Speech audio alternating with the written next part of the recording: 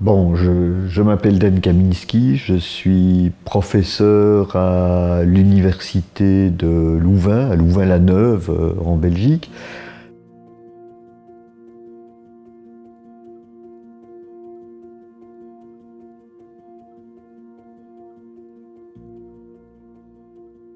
Je suis juriste mais non pratiquant, ce qui veut dire que voilà, les arrêts de la Cour européenne des droits de l'homme ou autre jurisprudence dans ce domaine, je ne suis pas spécialement ça. Je pense que ce qui a mis le feu aux poudres du projet de publication avec Olivier de Scuter qui s'appelle l'Institution du droit pénitentiaire, enjeu de la reconnaissance des droits des détenus, était pour Olivier de Scuter très certainement relié notamment à la jurisprudence de la Cour européenne des droits de l'homme, dans la mesure où c'est à la fois un militant et un observateur, enfin c'était en tout cas à l'époque un observateur très attentif de cette jurisprudence. En ce qui me concerne, moi, comme criminologue, c'est plutôt les développements belges qui ont eu lieu, j'allais dire, au moment de l'affaire Dutroux, mais dont l'affaire Dutroux a été aussi, si je puis dire, le catalyseur à certains moments du développement historique de cette affaire. C'est surtout donc ces développements-là qui ont été belges, qui ont été à la base de mon attention sur la question des droits des détenus. C'est en fait ce qu'on a appelé en Belgique le projet Dupont, du nom de Lieven Dupont, qui, si je ne me trompe pas, en 1996, est mandaté par le ministre de la Justice pour faire un avant-projet de loi pénitentiaire. Alors cet avant-projet de loi pénitentiaire couvre à la fois ce qu'on appelle le statut interne et normalement au départ le statut externe également des détenus, c'est-à-dire, pour le dire simplement, les conditions de vie en prison, avec les droits afférents évidemment à ces conditions de vie, et par ailleurs les possibilités de sortie de prison. Donc tout l'enjeu de cet avant-projet de loi était en quelque sorte d'enfin attribuer un statut législatif à l'ensemble des conditions de vie en prison et de sortie de prison. Bon. Et donc ça, c'était en 1996, un moment décisif dans la politique du ministre de la Justice. Il faut juste savoir, peut-être pour la petite histoire, mais c'est quand même intéressant, que ce n'est que 10 ans plus tard, ou à peu près 10 ans plus tard, que cet avant-projet s'est transformé en loi pénitentiaire, ainsi qu'en une loi sur le statut externe des détenus, donc deux lois séparées. Les ministres de la Justice qui se sont succédés entre 1996 et 2005, ayant laissé cet avant-projet dans le tiroir. Alors, je trouve que c'est un point intéressant, c'est qu'il y a eu tout un travail scientifique mené par des juristes et des criminologues en commission autour de cet avant-projet de loi, et que, au fond, ce travail n'a pas été soutenu par les ministres, et ce sont en fait les parlementaires belges qui s'en sont emparés pour faire voter en quelque sorte ce texte.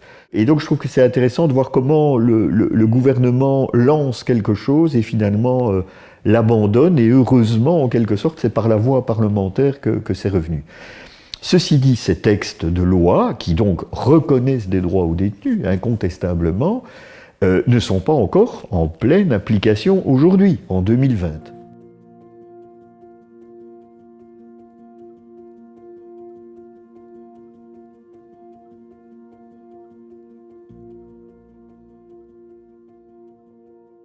Si on fait abstraction des collègues, chercheurs, profs, etc., pour qui les droits des détenus seraient une aberration, hein, faisons abstraction de ce public-là, il me semble que globalement, le regard alors criminologique, sociologique, pénal, sur le développement des droits des détenus, et aussi le regard de pénaliste ou de pénologue, selon les noms qu'on veut leur donner.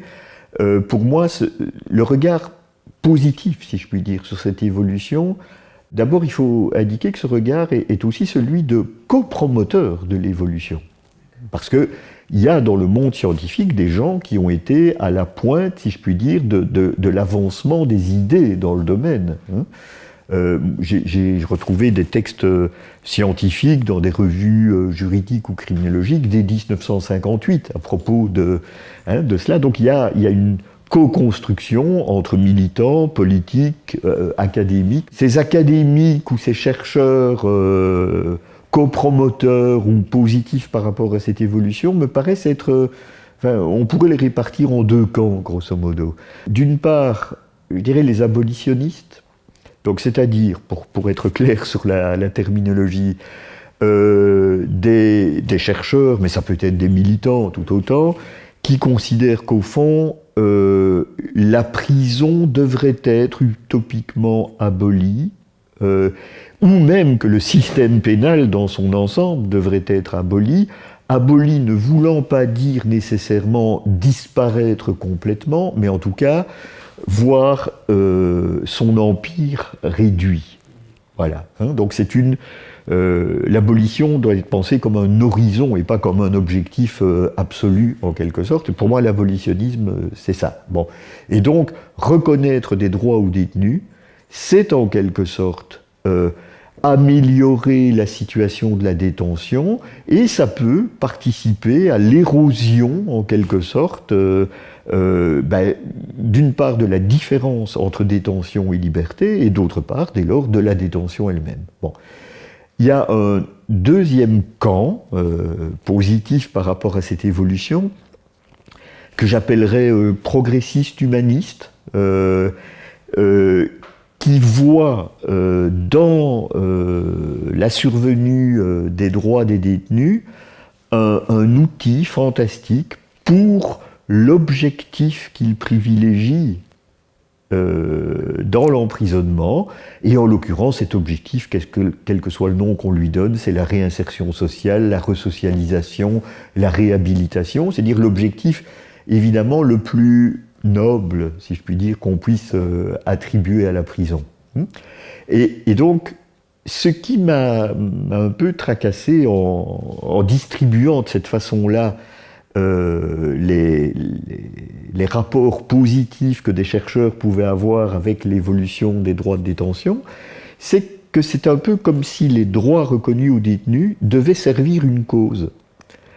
La cause abolitionniste ou la cause de la resocialisation comme objectif privilégié de la prison.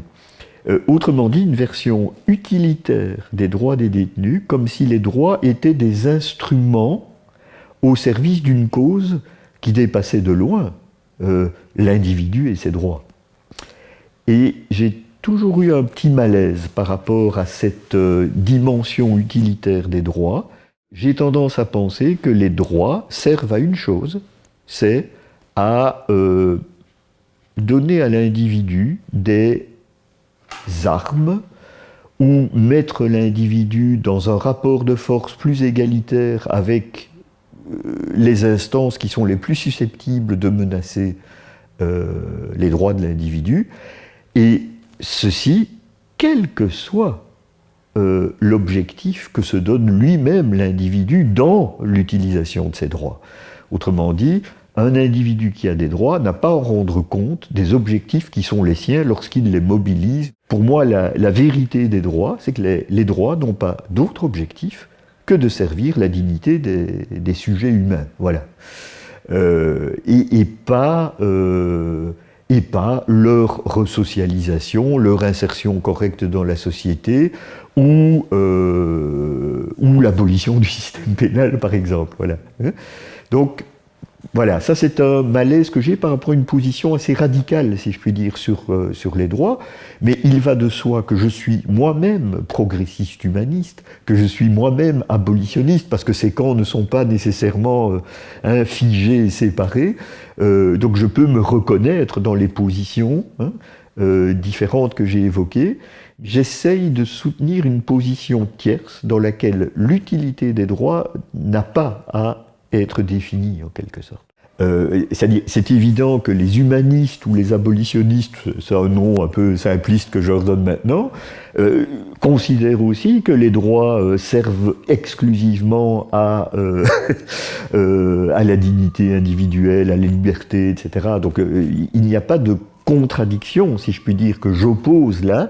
Je veux juste simplement témoigner du fait qu'il y a aussi, en quelque sorte, une autonomie des droits par rapport aux bénéfices politiques que l'on peut y voir quand on est tenant d'une certaine cause, le progrès de l'action pénale, son progrès humaniste ou l'abolition du système pénal. Donc ça n'est pas entré en contradiction avec, avec ces deux groupes, c'est une façon de leur rappeler aussi qu'il y a pour moi une autonomie des droits qui ne peut pas être engloutie dans des objectifs. Et je pense que ça a quelque chose d'important, ce refus de l'engloutissement, parce que il suffirait en quelque sorte que ces objectifs disparaissent, soient contredits, empiriquement ou politiquement, pour qu'on puisse alors se décider à faire l'économie des droits, puisque ça n'était qu'un outil de l'abolition, d'une position progressiste, etc. Donc l'autonomie des droits sert aussi à dire les droits sont les droits, quelle que soit l'atmosphère politique dans laquelle ces droits sont revendicables.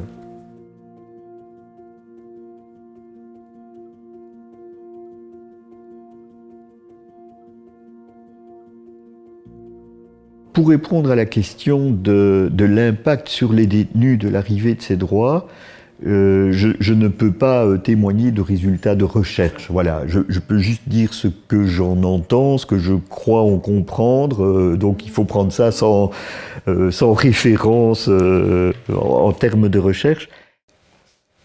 Je pense d'une part que les détenus sont peu au courant de leurs droits. Je pense d'autre part que leurs droits sont tellement conditionnels, on pourra peut-être revenir sur ces questions-là, que leur effectivité ou les conditions de leur effectivité sont parfois très floues. Et je pense fondamentalement que l'effectivité des droits en prison dépend plus d'une attention professionnelle des avocats, par exemple, que d'une espèce de connaissance intégrée par les détenus. Et j'avoue que ça, c'est quand même plutôt habituel. C'est que les professionnels du droit sont les premières ressources de tout qui se trouve devant un problème et qui ne sait pas fondamentalement quel est le droit applicable. Mais il faut encore que les détenus aient conscience de leurs droits. Et, enfin, c'est encore une autre question qui demande des développements, mais ne soit pas pris aussi entre deux feux, c'est-à-dire la logique des droits et d'autres logiques qui sont à l'œuvre dans l'institution pénitentiaire à laquelle ils sont peut-être plus voués à se conformer qu'à une logique des droits qui demande quand même un combat. Parce que ça, c'est quand même un point important, c'est-à-dire les droits sont accordés, sont reconnus, c'est l'issue d'un combat, mais le combat commence aussi après qu'il soit reconnu ou accordé. C'est-à-dire, c'est pas parce qu'un détenu a des droits qu'il obtient ce qu'il veut conformément à ses droits. Il doit se battre.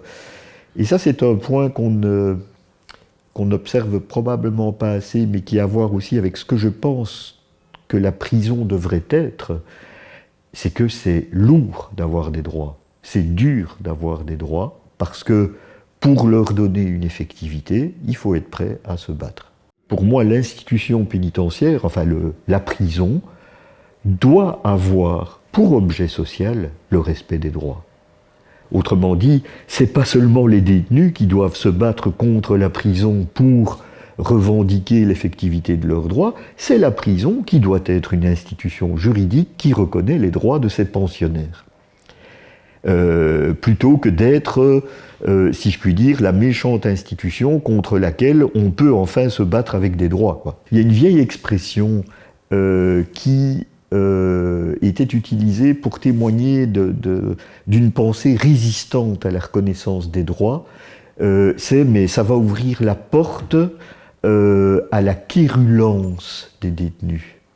Et donc un détenu quérulent, c'est un détenu qui en quelque sorte abuse de la revendication, c'est-à-dire qu'il serait pathologiquement revendicateur, et donner des droits aux détenus, ce serait en quelque sorte faire flamber une frénésie de revendication, ce qui me paraît assez ridicule. Enfin, je veux dire, c'est un type de pensée qu'on peut trouver chez des administrateurs résistants, par exemple, mais voilà, mais qui me paraît extrêmement minoritaire.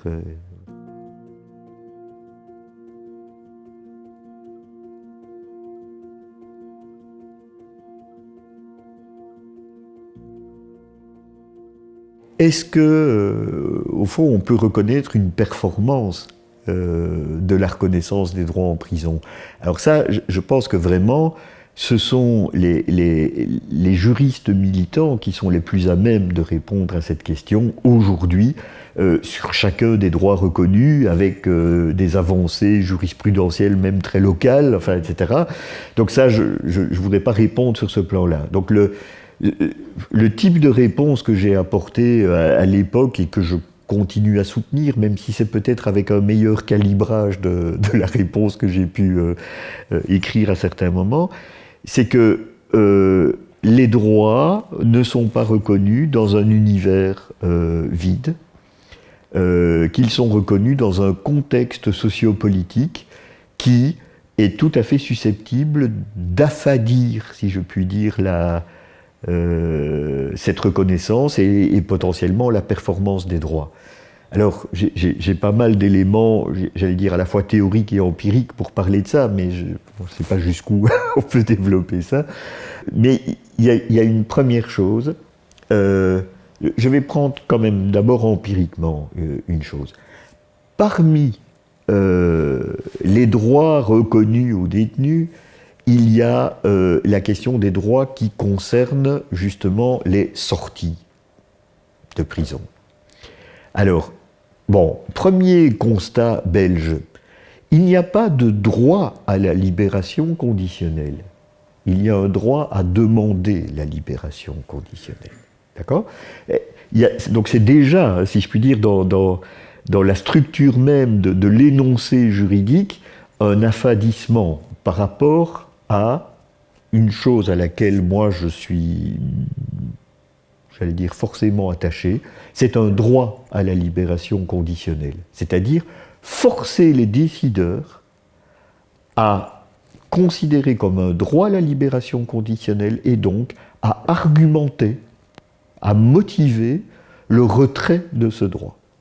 Hein, donc c'est-à-dire c'est quelque chose qui est un peu renversant, hein, c'est-à-dire la liberté doit rester en quelque sorte le point de mire de toute structuration politique de la privation de liberté, et dès lors une libération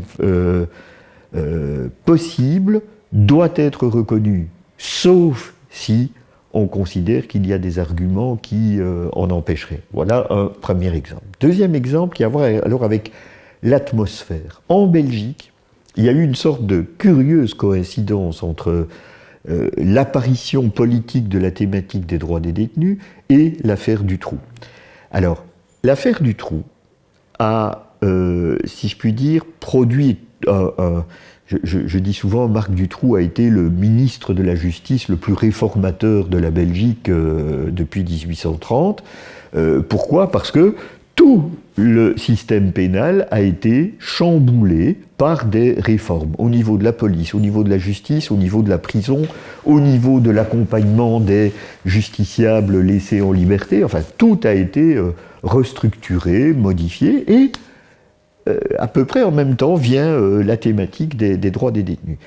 Alors, si je reviens sur la libération, c'est que fondamentalement, quelle est la réforme associée aux droits des détenus sur la libération qui a été produite? C'est la juridictionnalisation de la libération conditionnelle. C'est-à-dire que les acteurs gouvernementaux, ministres de la Justice, qui étaient les responsables de la libération, se sont débarrassés de cette patate chaude, comme on dit peut-être dans d'autres pays francophones, mais en tout cas en Belgique, sur le monde judiciaire. D'un certain point de vue, on peut dire, eh bien, c'est mieux pour les droits que des juges soient habilités à décider de la libération conditionnelle, et je le reconnais volontiers.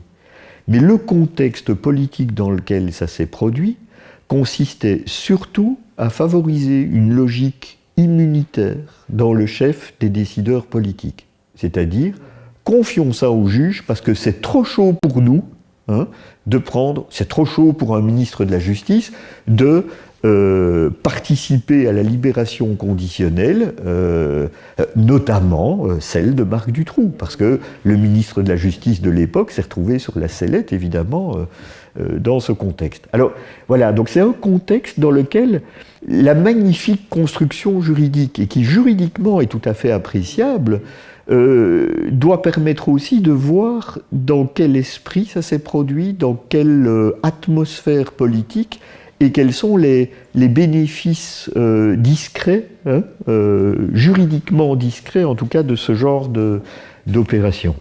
Il y a un autre élément atmosphérique, si je puis dire, qui est contemporain de l'arrivée des droits, c'est ce que j'ai appelé le managérialisme pénal.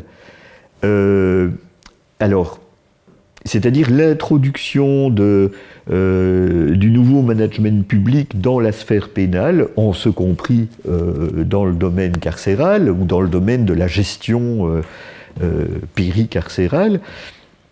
Je vais pas donner tous les détails de cette affaire, mais il y a un élément essentiel du managérialisme, c'est quelque chose qui a à voir avec la participation du client. Je ne dis plus détenu puisque je parle de managérialisme, la participation du client aux issues desquelles il peut espérer trouver une situation favorable.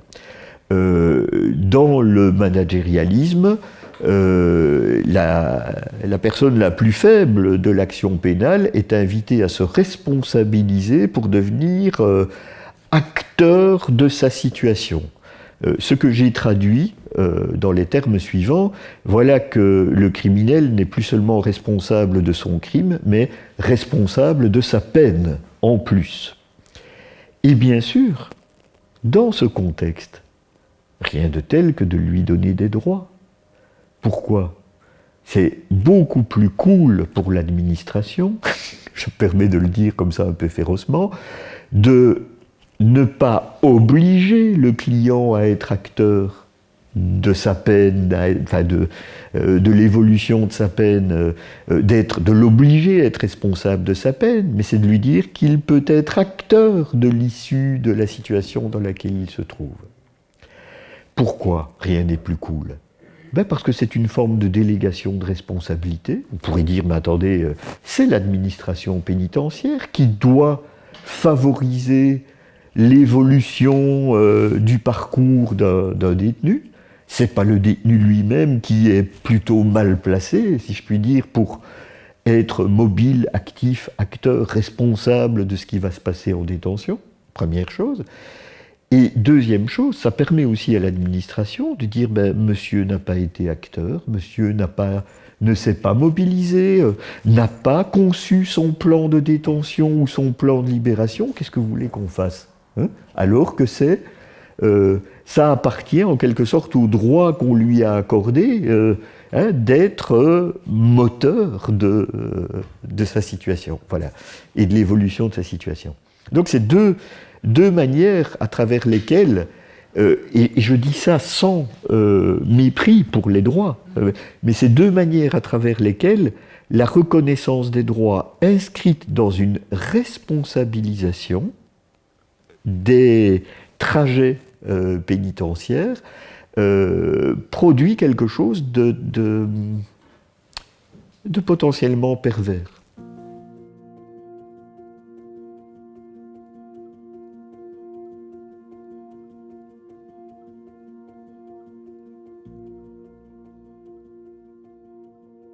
Je n'ai aucune raison de discréditer quelque action que ce soit qui soit faite en faveur des détenus. Il n'y a pas de raison de mépriser les militants qui mobilisent la ressource des droits, ou les acteurs juridiques qui mobilisent la ressource des droits pour améliorer la situation de leurs clients ou de leurs partenaires dans ce combat. De la même façon qu'il n'y a pas à mépriser, loin de là, des formes de militantisme qui continuent, si je puis dire, à poser toutes les questions que mérite qu'on lui adresse la prison, et indépendamment de cette logique juridique. Donc, moi je pense qu'il y a un partage des rôles qui doit pouvoir être fait. Alors, est-ce que les juristes militants aujourd'hui, enfin je ne sais pas comment il faut les appeler, sont en quelque sorte enfermés dans une représentation selon laquelle ce sont les droits auxquels il s'agit de donner effectivité à travers des procédures, des procès, des recours, etc., au mépris de toute considération pour le problème de la prison en général? Je pense pas.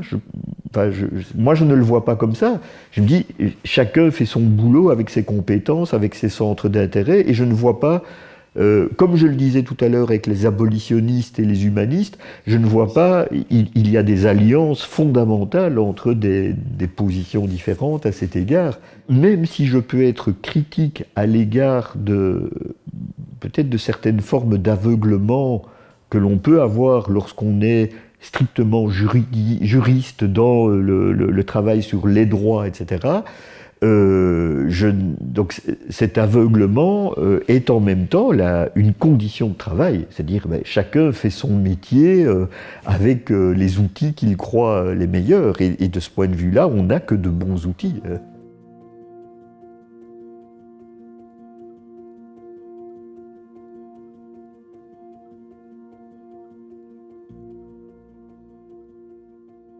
Pourquoi la prison reste-t-elle centrale, en quelque sorte, dans la rationalité ou même dans l'affectivité du monde qui nous entoure depuis 3 siècles maintenant? Enfin, il y a un premier élément qu'on pourrait qualifier de juridique ou d'institutionnel. On prend le code pénal, on prend les lois, la prison est mentionnée à chacun des articles qui définit des crimes ou des délits. C'est-à-dire la peine de prison est omniprésente dans la définition des incriminations et forcément des peines qui y correspondent.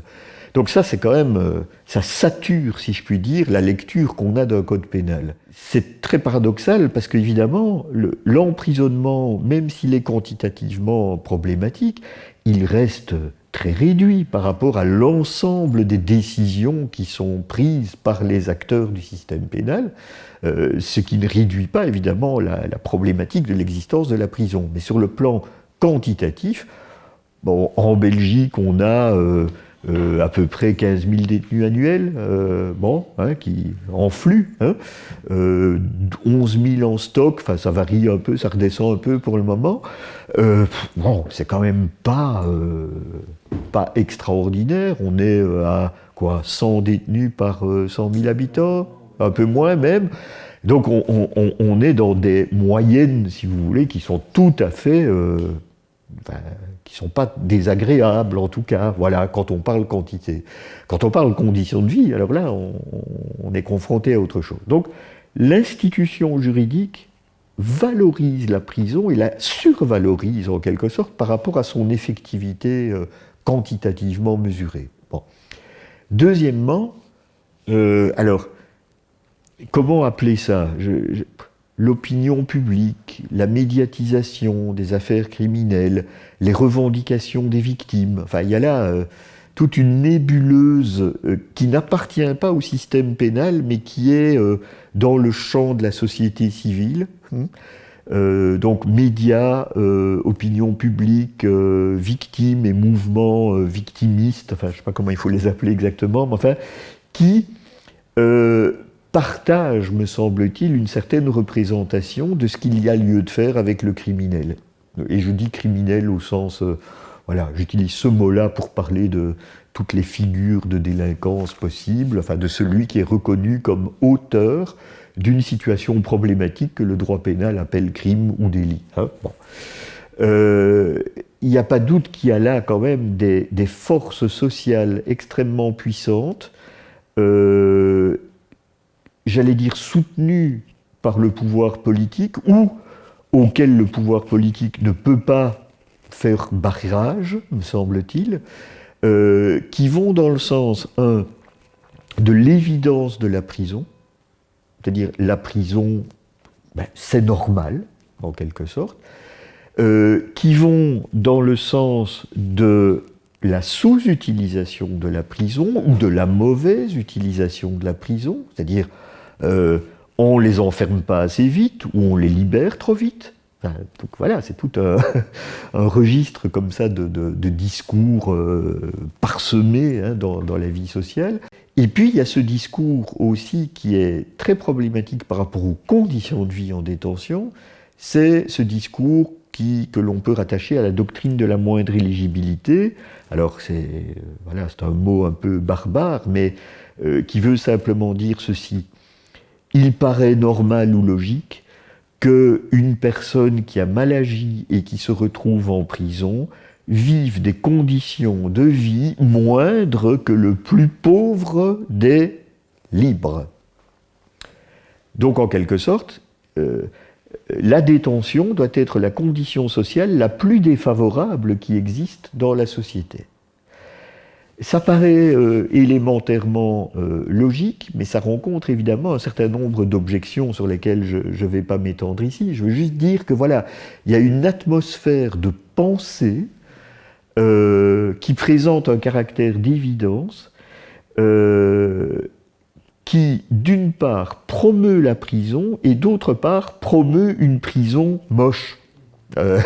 Parce que la doctrine de la moindre éligibilité fait place à des discours médiatiques ou des discours émanant d'une opinion publique difficile à définir exactement, mais qui laissent entendre que les prisons sont des hôtels 5 étoiles, etc., que c'est scandaleux de dépenser autant d'argent pour faire des prisons qui ressemblent à des clubs méditerranéens, ce qui est évidemment toujours faux, mais en même temps, quand les médias vous montrent des belles projections en 3 dimensions de la nouvelle prison qu'on va bâtir dans la banlieue de Bruxelles, ça donne l'impression d'un espace de vie magnifique. Évidemment, les plans d'architecte, c'est fait pour ça. Hein, bon. Donc, voilà, tout cela ne peut pas favoriser un véritable questionnement de la prison comme telle, ou des conditions de vie en prison, indépendamment de la prison comme telle.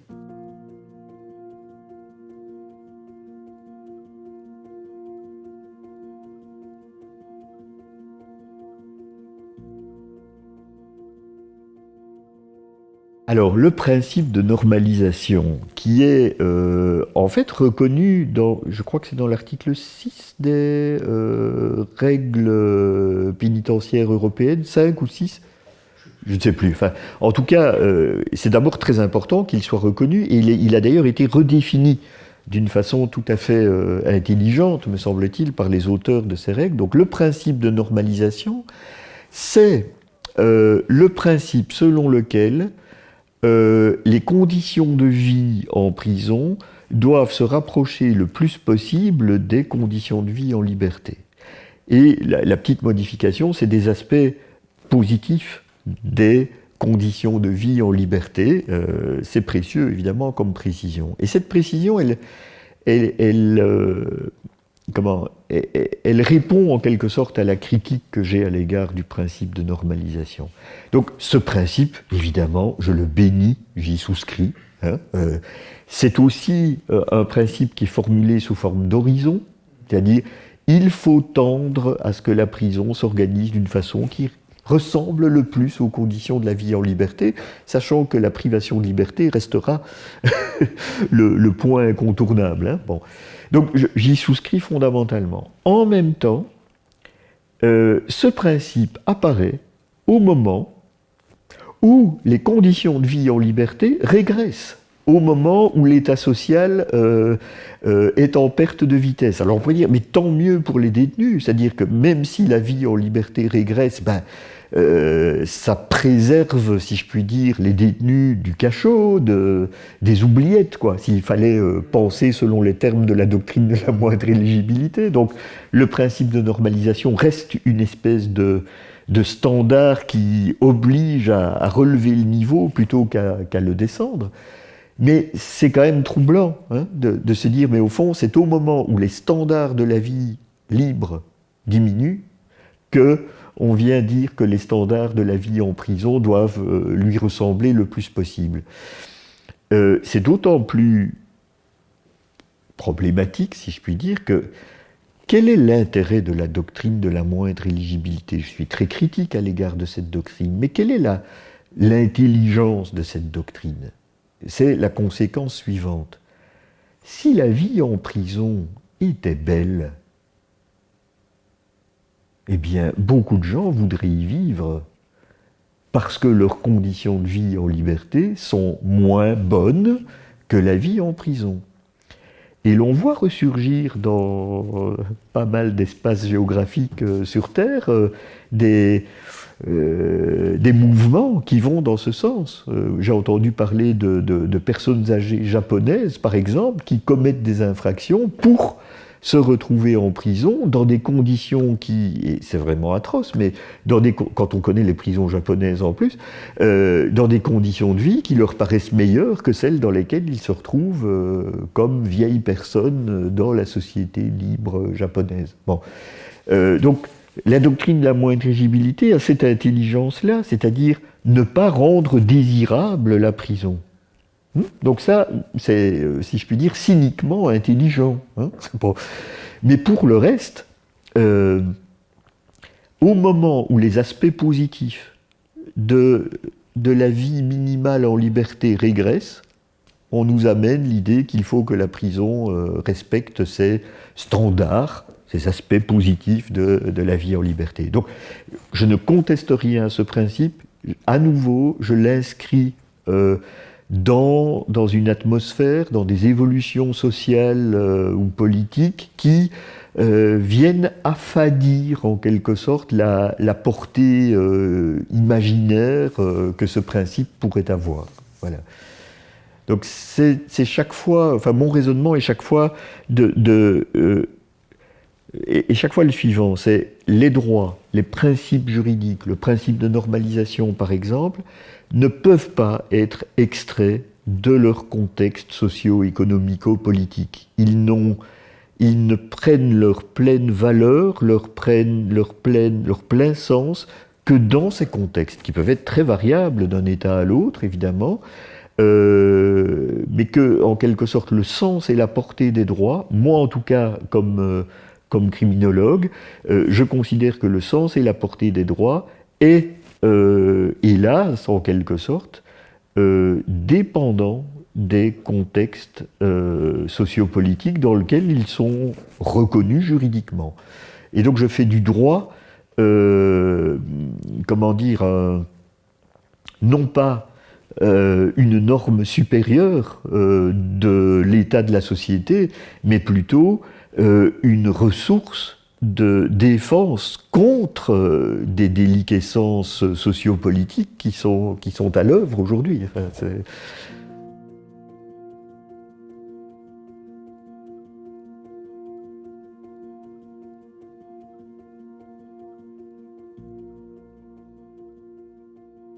devant la reconnaissance de droits reconnus aux détenus en France, en Belgique, ailleurs, je ne connais pas le monde entier, loin de là, mais on a quand même constaté un certain nombre de réactions de l'administration pénitentiaire ou de ministres de la Justice qui me paraissent extrêmement problématiques.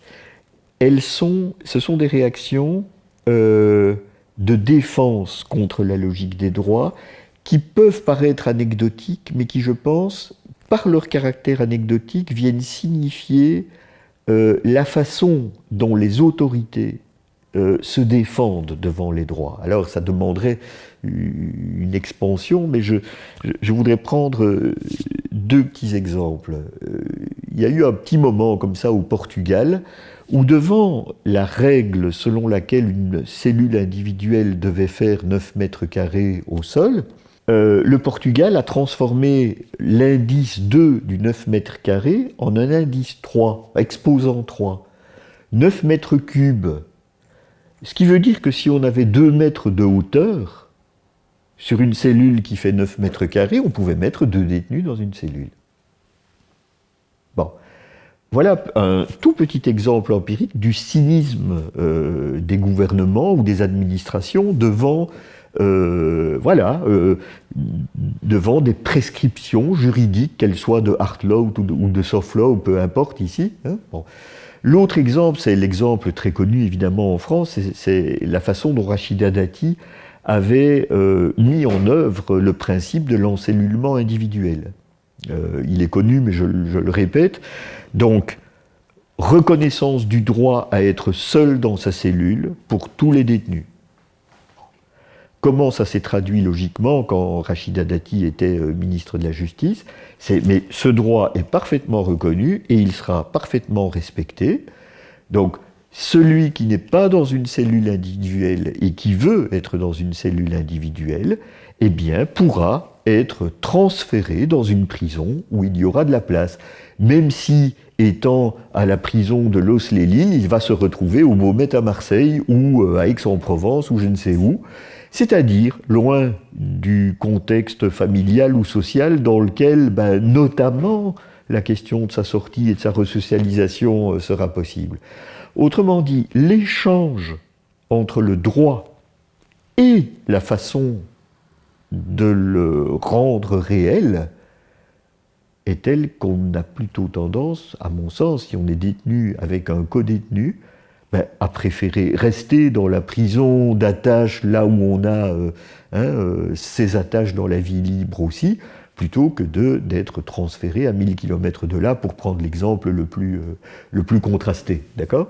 Donc, alors, ces façons d'agir des autorités devant la reconnaissance des droits, laissant entendre qu'ils les respectent, les droits, mais à quel prix, en quelque sorte, m'a fait penser vraiment à cette idée que j'ai évoquée il y a un instant, mais que je voudrais rappeler, peut-être rendre un peu plus opérationnelle.